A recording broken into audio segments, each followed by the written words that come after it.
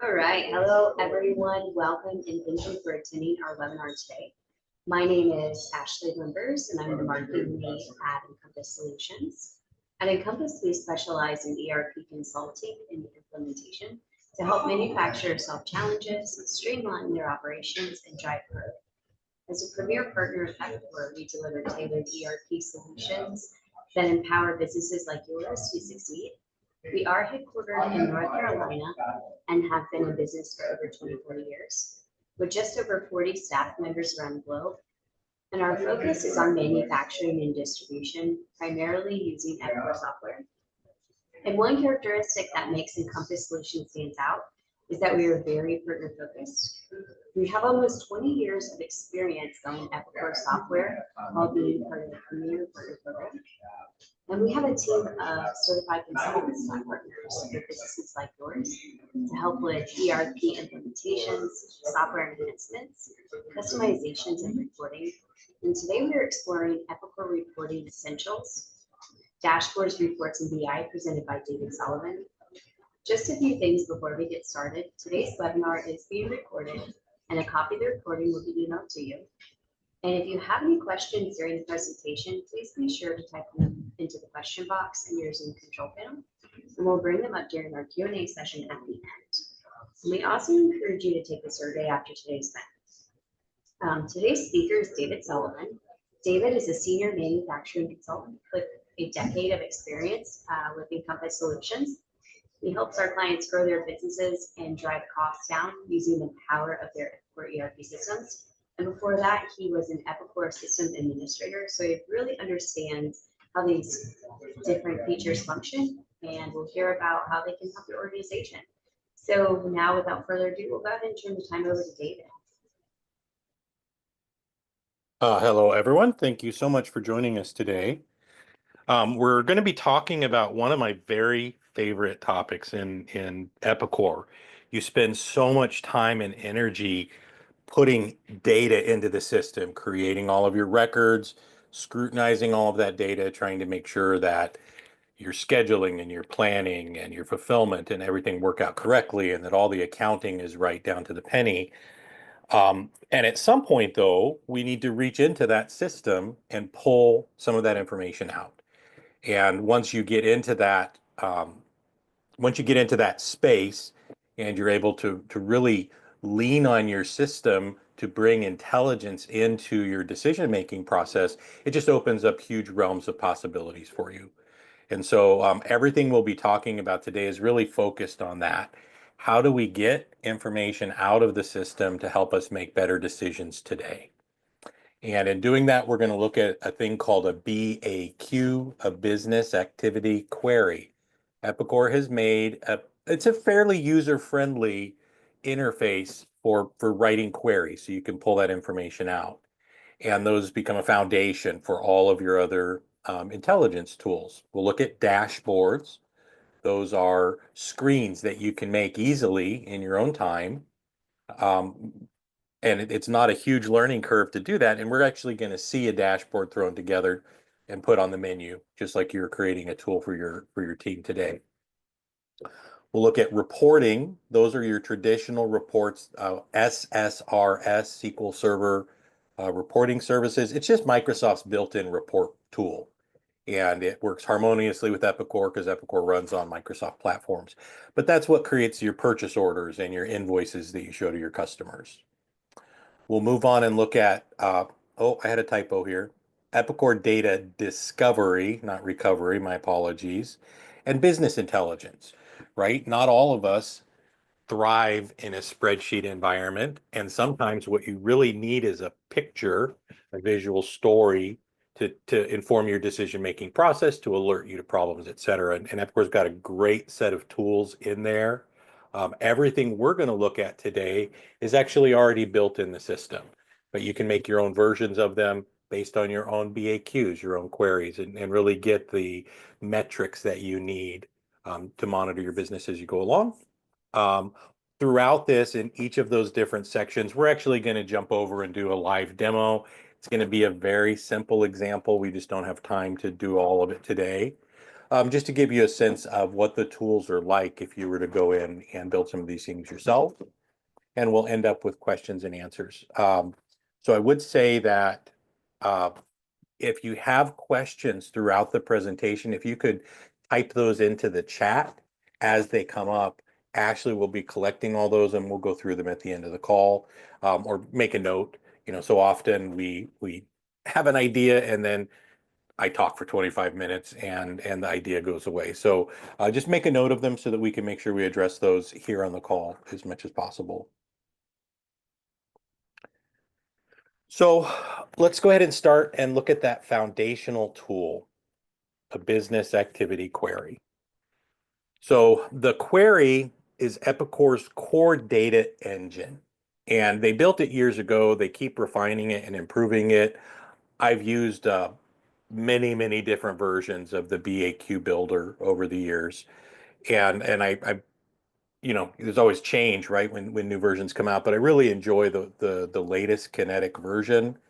I think it's very streamlined to work with and fairly approachable and user friendly.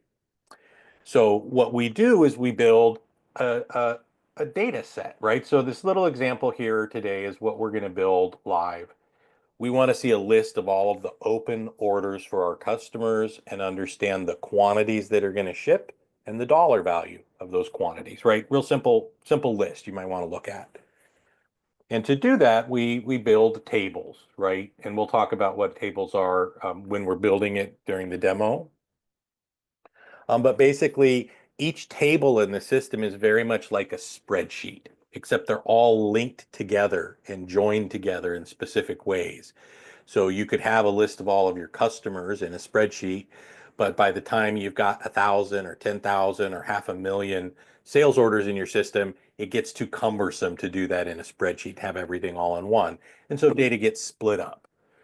And when you think about, for those of you who are already Epicor customers, the tables kind of line up with the screen that you're looking at. If you're going to create a sales order or a purchase order, first you create the purchase order, then you add the lines to it, and then you add the releases, right? So we can kind of see logically why we're adding things together. Those would be in different tables, and they're named in a very friendly way. So it's easy to find what you're looking for, and you can always use field help if you can't figure out what field or what table you're looking at. These BAQs are going to power your dashboards, your reports, your data discovery, and more. That you can even plug it in with the DMT data management tool. It can pull data from a query that you build and push it back into the system. And so sometimes it's useful to have summarized data in one of those empty blank tables in the system. And you can set that up to do that automatically and keep it updated for you. The nice thing about a business activity query, it's separate from the display. So we're building the data behind the scenes separate from how we're going to display it, use it, manipulate it, and rely on it. And that means they're reusable. You could have one query that feeds into 10 different dashboards. Maybe you build different versions or have slightly different data per department. You can build a single data model with all the tables and the data that you need and only display the ones you want on the dashboard. So really useful tools. You can kind of just see from the picture, we're not talking about rocket science. You don't need to be able to write SQL queries. It's all visual. And we'll see that when we go through the demo.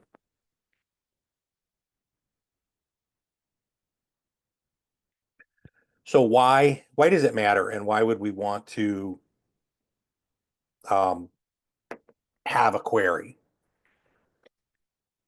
Part of what I'm going to talk about is a suggestion. Our proposal is that query writing does not need to be a function of the IT department, and sometimes it's not a good fit for the IT department. Because they're running your systems, they're dealing with your network security, managing Epicor if you are hosted on site. Sometimes they're managing things like user accounts. So they've got some activity that they're doing, but they don't live with the data. They don't spend their days on the screens, whereas you do, right? Your order entry people could tell you very easily what information they need put into a list so that they have a nice actionable list in the morning that tells them what follow-up they need to do, or your buyers can easily tell you what information they need on a single screen so they could go through and work on a punch list every day, following up on purchase orders that have not been confirmed yet. And so when you work with the system, you understand the relationship between quote and order and shipment and invoice. And those people, the people who understand how the system works, the functional flow, are really great candidates for writing the queries. And because it's a non-technical interface, it's very easy for the people you trust as your power users day to day in the business can also be trusted as your query writers, right? So when that happens, you get to the point where your controller is trying to figure something out, and instead of scraping through reports and dashboards and trying to dump them into an Excel file and do all of this manual work to reconcile something or figure out what royalty or commission was owed on a sales order that was maybe split between two different salespeople, they can just go write the query. And so it gives you that ability to go in and build, yes, dashboards and other tools that can be used across the business, but it also gives you the ability to go in and just answer a very specific question. What happened on November 23 of last year with this shipment, right? And you can pull in all the records related to that, a real filtered view without having to do all of that work manually inside Excel. It also improves your response time on the production floor. Your organization is different and unique and special, and while it looks a lot like other customers that we have, other people in the same industry, your people are different. Your customer base is different. And so when you can get the right information in the hands of your production, your warehouse, the staff doing the physical work of your business to guide them and direct them, it can have a huge impact. And what you need is different than what I used to need when I was a customer, or what your neighbor across the street needs, right? So being able to go in and create those queries and deliver them really helps you respond. And then you can create these tools that users already love. You know, there's lots and lots of trackers in the system. None of them are perfect. What if you could just make your own version that was tailored to what you needed and had all the extra information that you wish was on, your favorite tracker inside the system? So really, that's what we're talking about, is empowering yourself to go in and get the information you need at the right place and give it to the right people. So common use cases of things built around queries: monitoring your inventory levels. In a recent release of the software, they've finally provided stocks, basically the stock status report, but in a screen version.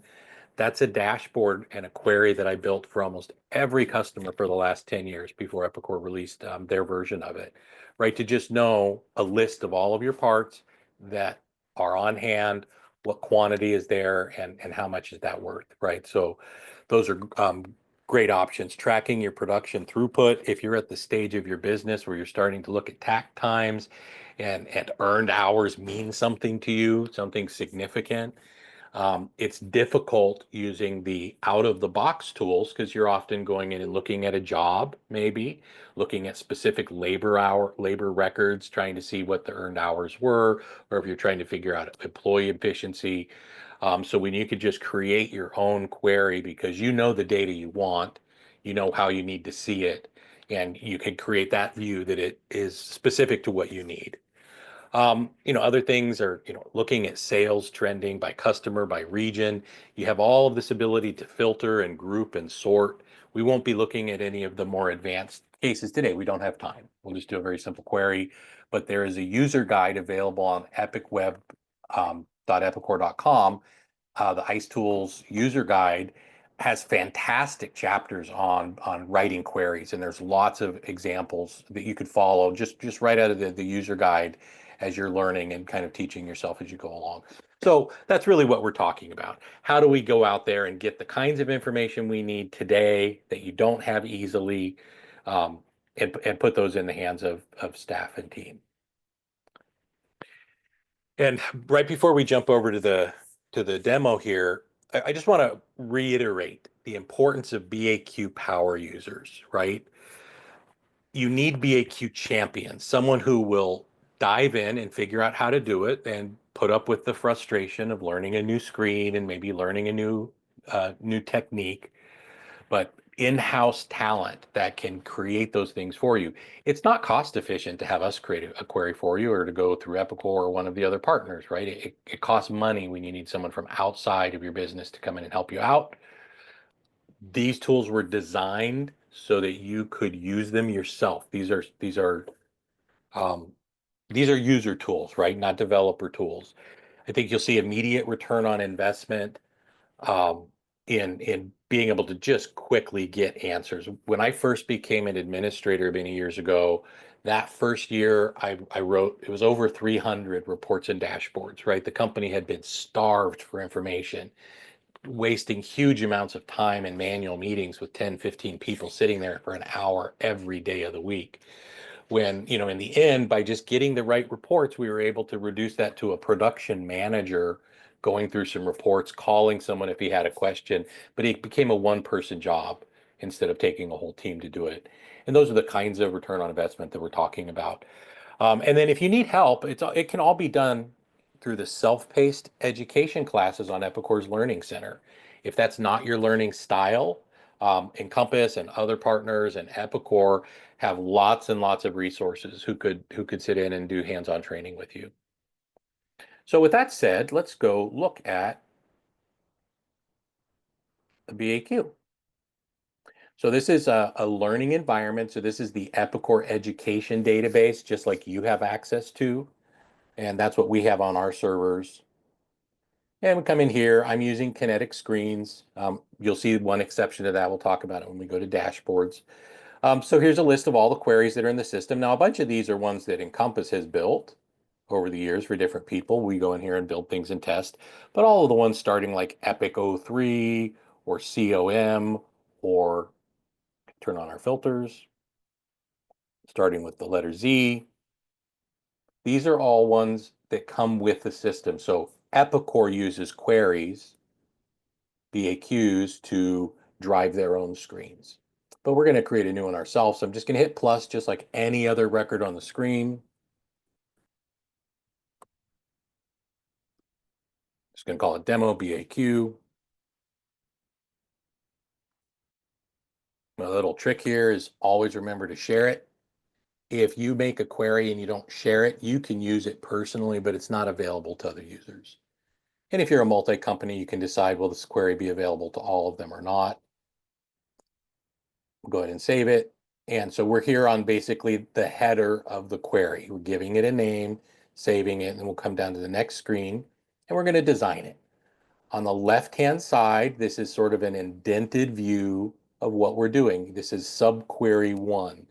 You can use subqueries and they can do fantastic things. We don't have time for that today, but you could pull in a list of customers and then use a subquery to go out and subtotal the open dollar value for each of those customers compared to their AR aging, right? Their accounts receivable balance. I don't know what the kind of the sky is the limit. And I know like two or three tricks, two or three tools and queries, and that's gotten me through a whole career so far. So using subqueries, being able to make a couple of formulas.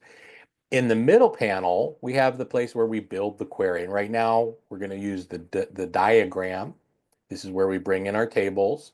Then we'll choose which fields we want. And you can even choose how you want those sorted, alphabetically, numerically, one field on top, etc. So in the diagram section, and then off to the right, we have a list of our tables. So here's a list of all of the tables in the system. The ones that start ICE are actually system tables that the system uses to do stuff. The ones starting ERP correspond to what you see on screens. So if you need a customer and you know that the screen is called customer entry, if you search for customer, guess what you find? The customer table.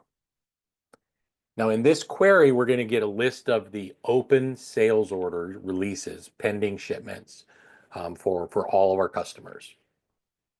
So I know I need to create I need the sales order information. If I type in sales order, it's not going to be there, right? But if I search for order, it is. and we've got the order head.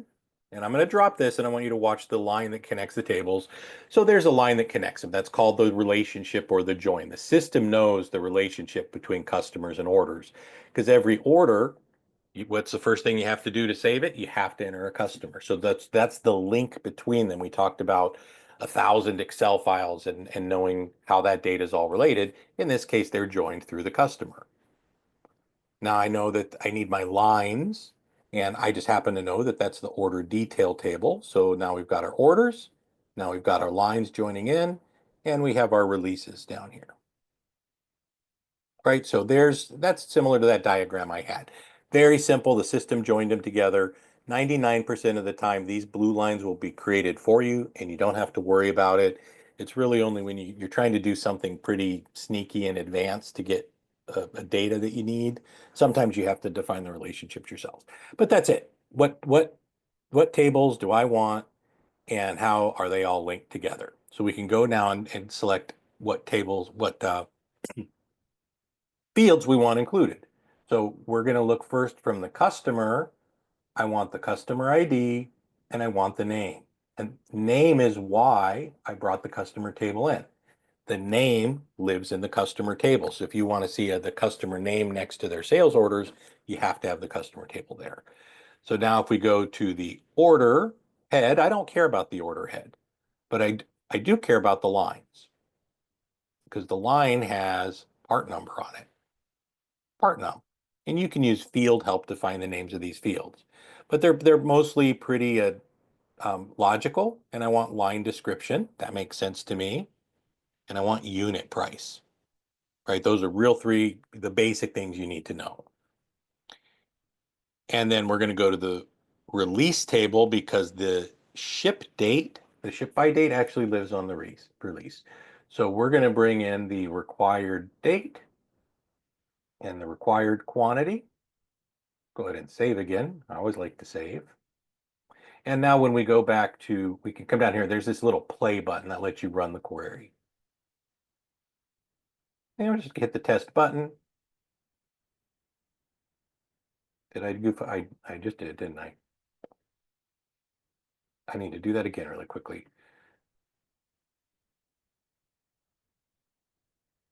Cust ID, cust name, you got to hit the little arrow to move them over onto the right-hand side of the screen. These are the fields that you've selected. That was my mistake.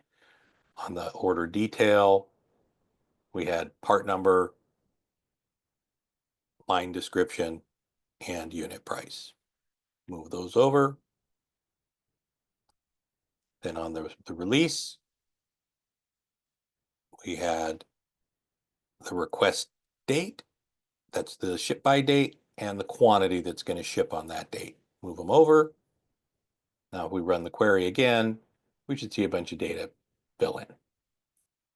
So this is a little bit of a goofy data result, but we can see here's the data. That's all it took. And a lot of the questions you want answered can be answered that fast, right? Sometimes the queries, it's 5 or 10 minutes and a one-time investment, and now you have a new tool and you didn't have to reach out of your organization to have anyone build it for you. But we want something else. I want to know the dollar value that's going to ship on those dates. And to do that, I have to add my own calculation. So I'm going to create a calculated field. That's the little function button here.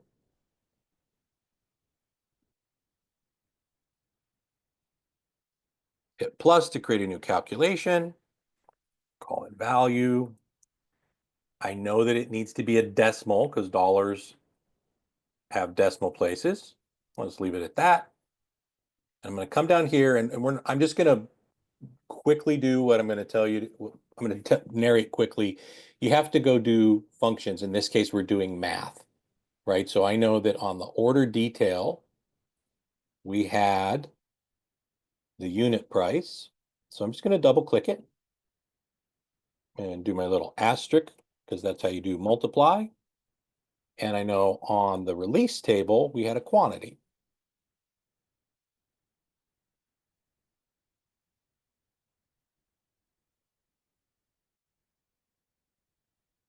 Check my, there we go. So there's now our calculated field. And that's as fast as it is to do math. adding, subtracting, etc. You can do average and all sorts of functions in there. You can convert things into text, uh, do date math, show me 90 days from today, whatever it is that you want to do. That's date math is actually pretty useful because that lets you create filters where you can say, hey, I want every, rolling 90-day periods of time, for example. So we'll go back and run our query again. Remember, we did not have a dollar value before, and now we do. And so there's our dollar value, right? So really useful little tool here. Took us just a couple of minutes. That's a 1-minute query, but I'm taking a long time to talk about it. So last thing I'm going to do is save here, and then we'll go back to the PowerPoint. Okay. So your champion in-house needs to be able to do that. And it's not a skill that takes forever to learn.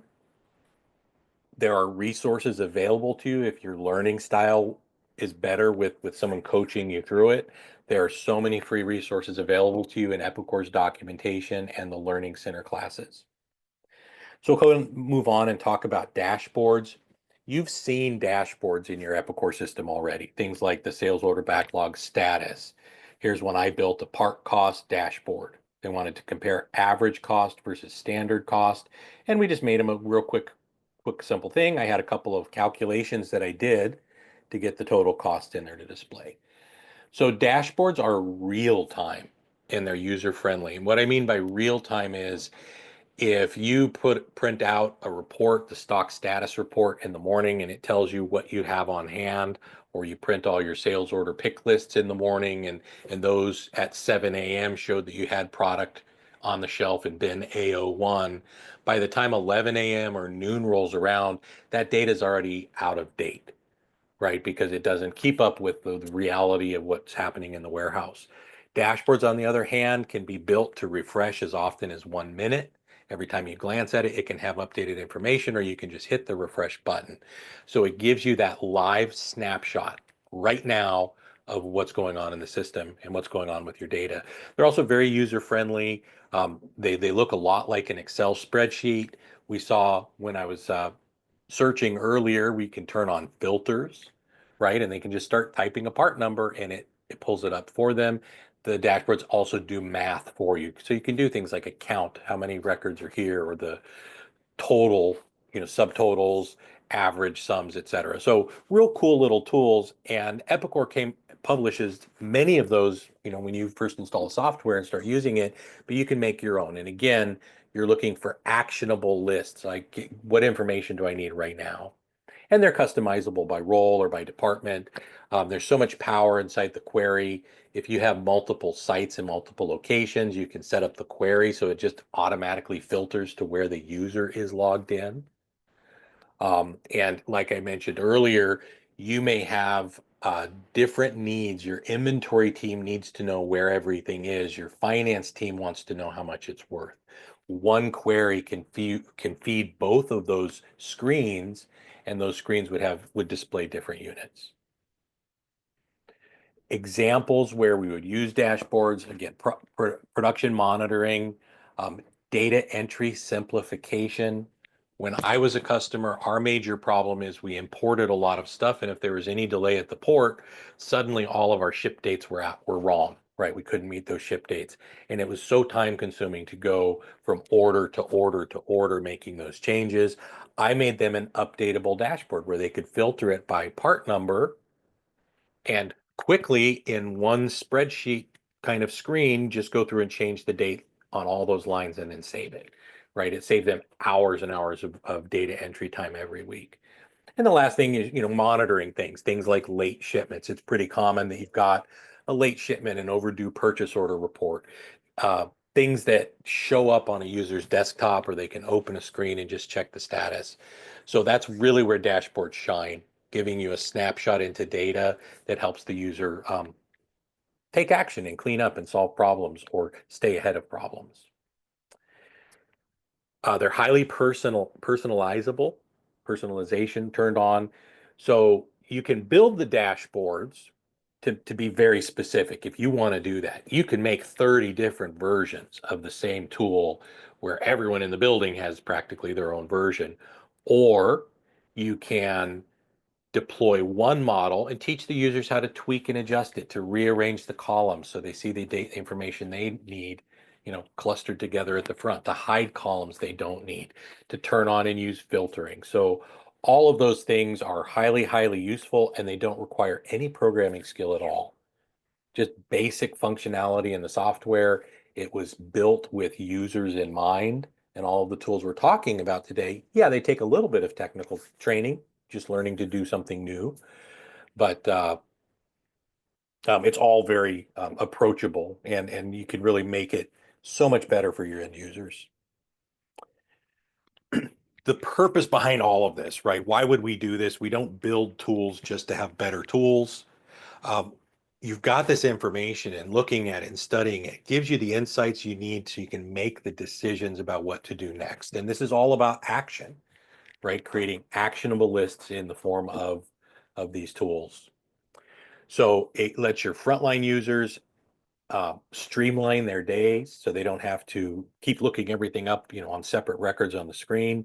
And you really can begin to drive a data-driven culture, right? We're talking about cultural shift, digital transformation. Instead of relying on people's memories or the emails piling up in someone's inbox, you can start delivering tools that anyone in the building can see to help drive toward success, really. And that means shipping your customer's product on time and making sure you get paid for it. Okay, so let's jump back over and let's look at one of these dashboards. Hey, David, Yes. can you please X out of that one box on the top right? I think it's covering up some things. Thank you. Oh, I'm so sorry. I didn't even see that. Okay, so we're going to do this in the dashboard screen. Now, this is a classic screen. It has not been updated yet for Kinetic. That will be coming. Obviously, you're probably paying attention to the phase out process around the classic screens, and we encourage you to make that move to Kinetic. It's much less difficult than you might imagine. But in this case, this is what we've still got, and that's why this screen looks different than the others. So I went ahead and I was playing with it earlier. So I hit new to create a new dashboard. I gave it a name. I give it a caption. That's what shows up here at the top of the screen. If you can see in the upper left corner, it says the word dashboard. You get to create your own captions. And I gave it a description. That's what you'll see when you're trying to put it on the menu and you need to look up something. In this case, I'm going to make it available for all companies. And that's it, simple setup. And then the next thing I do is add a query. So come here, add a new query. I'm going to search for it. I'm looking for a shared query. I know it started with demo, and there it is, demo BAQ. Oh, let me go fix that real quick.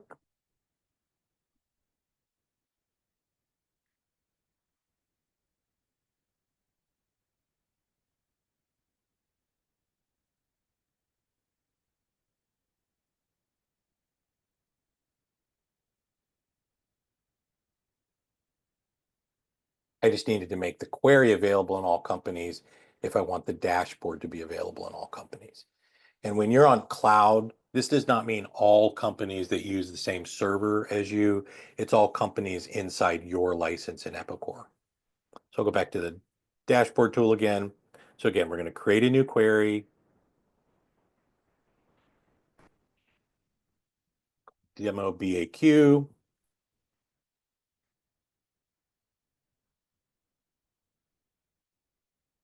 Was I goofy enough that I didn't say it?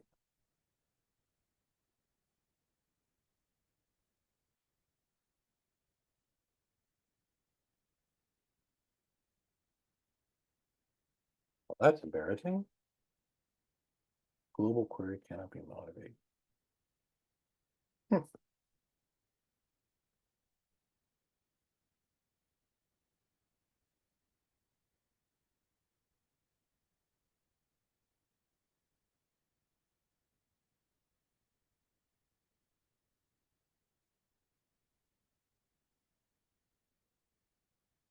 Give me a moment to do a quick little troubleshooting here.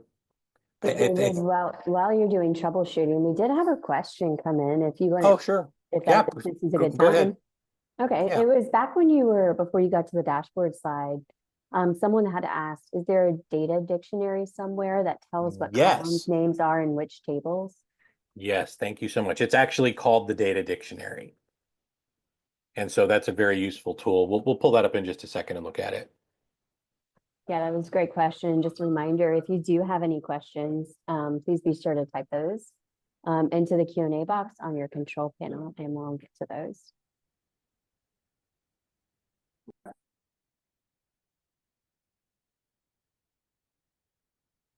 Okay.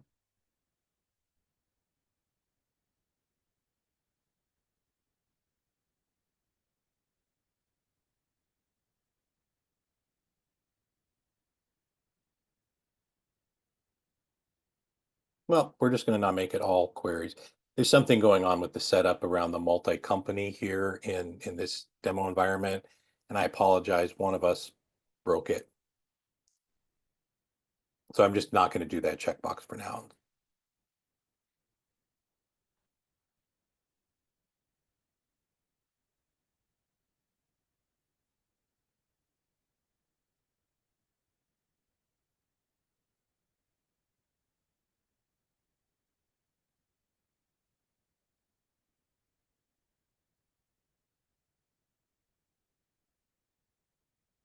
I'm embarrassed, folks. Just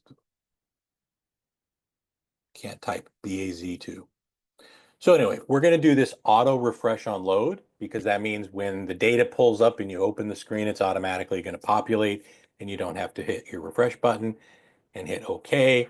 And now we've got our query here, and I can actually go and immediately look at it. I'm going to just preview it.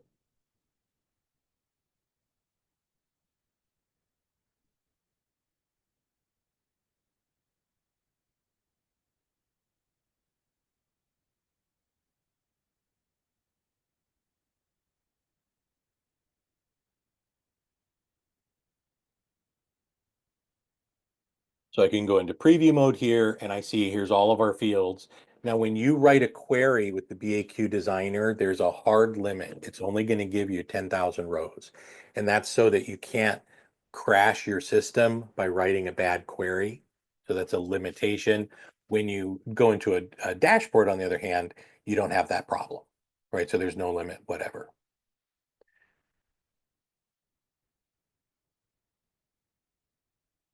So we can preview that. We'll go ahead and preview the kinetic version. Apologies, folks. It's an issue with my system. This is our test environment where we're in doing stuff all the time. I don't want to waste time trying to troubleshoot that. So, but we can see we created a dashboard, we gave it a name, and then we previewed it, and it's immediately available. You see at the beginning, this is what you see for a description is what shows across the top of the screen. So you can even name the different elements and control the different elements on there. And that, without the interruptions and without me talking so much, should have taken just a little bit of time.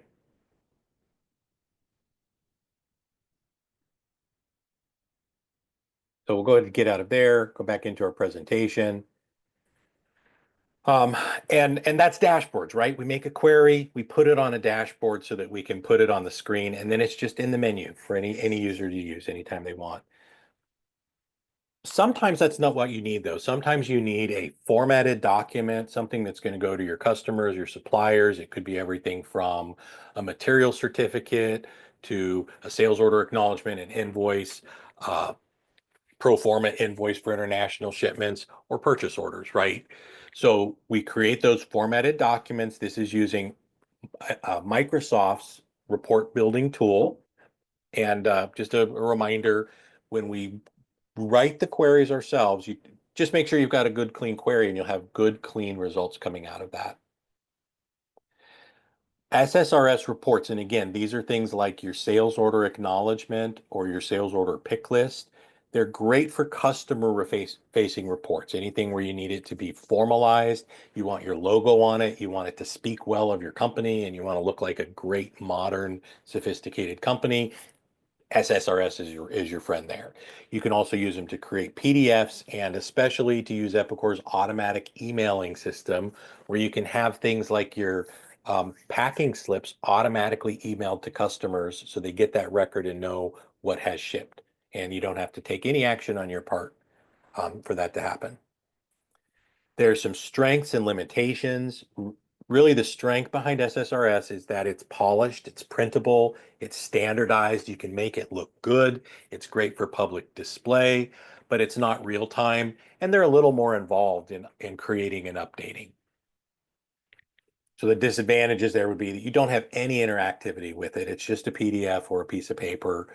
And when you need changes or modifications made, they're not as fast as just going and adding a field to a BAQ. You got to do a little bit of design work.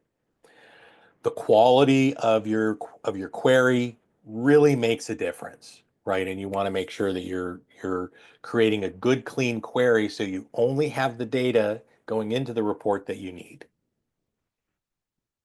So kind of jumping over what that looks like, we're actually going to look at a tool. This is Microsoft's Report Builder. This is a free program. You download it from Microsoft.com, and everything inside the query or inside the report is basically designed here. And it looks messy and it looks confusing at first, and I think we did a webinar a couple weeks back on SSRS writing. You could get a copy of that from Ashley. So we're not going to go into that in a lot of detail. I just want you to see that every field in the query corresponds to here. This is the sales order acknowledgement. So there's a lot of fields there.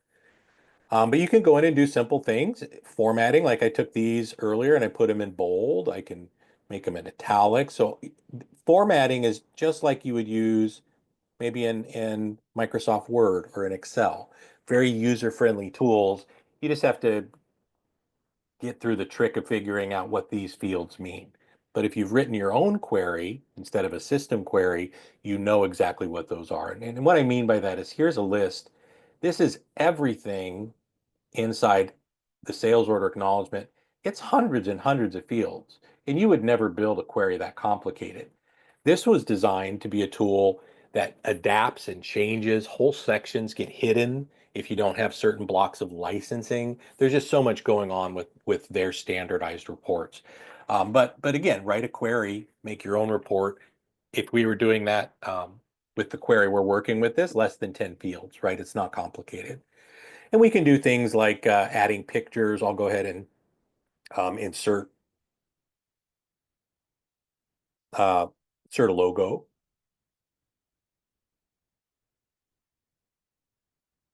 I preloaded this logo earlier, so it's a little bit faster, but that's just finding it where it's stored.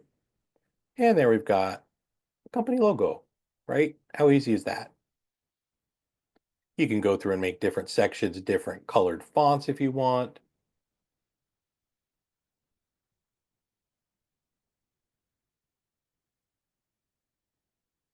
Make it red, make it pretty, add lines, spacing.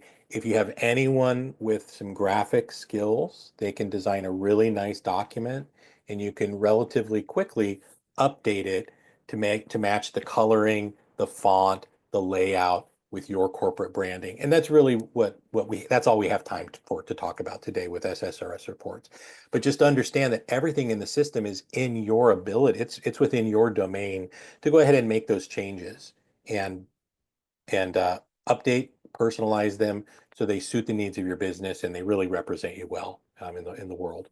So we're now going to move on to data discovery. And here we're talking about real business intelligence. This is all built in. All the screenshots I used here are from a live system. You could turn these on and enable them today, as long as you're using a modern version of Epicor. But they're business intelligence, right? It's your visual storytelling. It's really easy to adopt these, and they're all of these widgets, right? Each one of these is a different little widget that you can add to your home screen inside Epicor. They're great for executives if you want to just look and see what is my sales trending right now, how big is my accounts payable balance, how big is my forecasted spend, over the next, by month over the next 6 months based on open purchase orders. Whatever those questions are that you need answered, most companies I work with have staff who put these reports together manually every day inside Excel and email them out. You can actually use Epicor's business intelligence tools to put that display right on the executive team's desktop. It's also great for salespeople, sales teams looking at sales, and on the production side, quality control metrics, employee efficiency, all of those things that leads and managers in the warehouse, at the shop, in the manufacturing center need to know if they're on track or where they need improvement. So very useful tools. They give you a quick visual snapshot. Is everything okay? Does anything need answered? And when you click on these in the live system, you can actually go in and drill down and see the data underneath it. So if you saw a big spike, you could go figure out what that record was, and then you know which order or job or shipment that was causing the problems. Examples people use pretty often are sales trend visualizations. I see that all the time. What is forecasted revenue? That's a question everyone asks. KPI dashboards for finding and correcting production problems and outlier issues. You're looking for anything outside of a trend, whether that's a bar graph or a pie chart or spark lines. The ability to just glance and know if there's anything that needs your attention, and it lets you look at that key performance in real time. So again, we're empowering, or you are empowering your team with good information presented in a way they can find and take quick action when action is required. Those decisions are a little bit easier to make because you can see the trends. You can also set up goals and see how you're tracking toward them, and just overall have insight so you can make decision, so you can take action, just like we were talking about earlier with queries. It's all tied together, giving you better and more tools to empower you. Um, the BI components, those visuals, really help with dashboards in combination. A dashboard is your detailed list. That's the nitty gritty. Here's everything I need to see. The business intelligence tools, the visualizations really are letting you know where to look, if that makes sense. So if you see that a big spike in sales, right, you probably want to understand why, and you may jump over to that sales dashboard that we built during this workshop. Wow, there's a $500,000 order. Is that real? Did someone make a mistake? Did someone, typo, fat finger, the order quantity or the price? Um, so that's kind of how they're used. The dashboard is more of an executive view, that bird's eye view that tells you where your focus needs to be. You will drill down or jump over to the dashboards that you use to track and monitor that area of the business. And they're really great for leadership reporting. Again, if you do it right, you can provide your CFO, CEO, COO, operations management and leadership. They just log into Epicor in the morning and glance at their homepage, and it tells them everything they need to know. Uh, Encompass is very committed to encouraging you, supporting you when you need support, but also pushing you a little bit. Um, we are in an era of digital transformation across all the businesses, and everyone in the world is doing it. So much has changed and improved in even 5 years, much less 10 or 15. And the more you can use the data in your system, the more quickly you can respond and the better your decision making can be. And so these tools give you agility. Again, we encourage you not to outsource this. Develop in-house skills so you can use these tools. They were meant to be used or built and managed and used by end users like yourself. Um, Giving your team the right tools is going to help them act faster, but getting that knowledge yourself, take the online classes, just take a weekend and make a query, make that investment so that you can turn around and share better tools with your team. If you need help with that, partners like Encompass can obviously help. There's a bunch of partners, that have contracts with Epicor. We all sell the software. We help implement the software. I'm working on projects that aren't even Encompass projects, ones where Epicor reached out and they needed an operations consultant, and I'm helping. And you see that through the whole community. We all kind of jump in and out, and we all know each other, and we work together really well.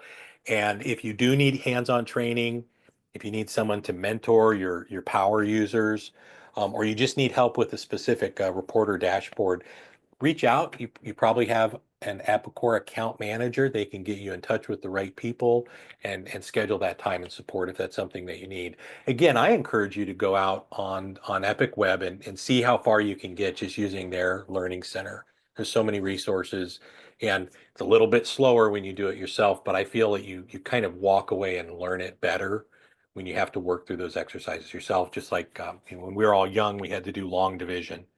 And it was designed to teach us through repetition and exposure. And so I think your efforts learning these skills on your own will really pay out. And thank you all very, very much for listening. Again, it's a topic I'm very passionate about. A couple of things I hope you carried away with you is number one, this is approachable and easy. You did see me make a little goof up where I saved the query wrong, but that was fine. I just copied it and saved it again. But these are not rocket science kind of skills. No programming is required. Um, it's within your ability to sit down and learn to write these yourself. And I'll just tell you, a year later, after having written dozens or hundreds of these things, you will feel dramatically different. And I believe your businesses will benefit quite a bit. Um, Ashley, with that, do we have questions that we would like to address at this time? Thank you, David. That was great. We do. Just a reminder, you can type those into the Q&A box on your control panel. And David, we do have a few questions. So the first one is, can you integrate external data, say time clock data from ADP and compare it to when an employee clocked into a job for the day? Say laborers work 8 hours a day and we want them to work at least 7 hours a day on production jobs. Well, the answer is yes, you can do that, and that's actually very common. One of my projects right now, for a variety of reasons, it did not make sense for their staff to clock in using Epicor because they have this other corporate requirement that they have to do all of that where they're logging into jobs and reporting that on their payroll site. It just has to do with, I don't even remember why, something to do with reporting that goes up corporately. And we help them through an API call. They're actually pushing that data into Epicor. So they're creating the records from the external site. So there are quite a few ways of managing that. If you're self-hosted, that means you've got your own server and you run Epicor yourself. You can create external data sources where you can link to things like spreadsheets or other data sources. If not, it's all available through what's called an API interaction. ADP has a language, Epicor has a language. They know how to talk to each other. So that's very common to do. You also, though, could consider using indirect labor codes. And what that is, if I'm clocked into a job, that's considered labor. If I clock out of that job and I'm doing something else, you can ask your employees to clock into an indirect code and tell you what they're doing. I'm sweeping, I'm cleaning, I'm accessing the warehouse, I'm repairing something. You can have whatever codes that you want. And so even within the system, that gives you a little more granular visibility to that. But that's a really important question, is what is our effective work time? What do we get from our staff? So that would be not something you could answer through a simple BAQ, but absolutely that's the type of automation and enhancement that I've seen done many times.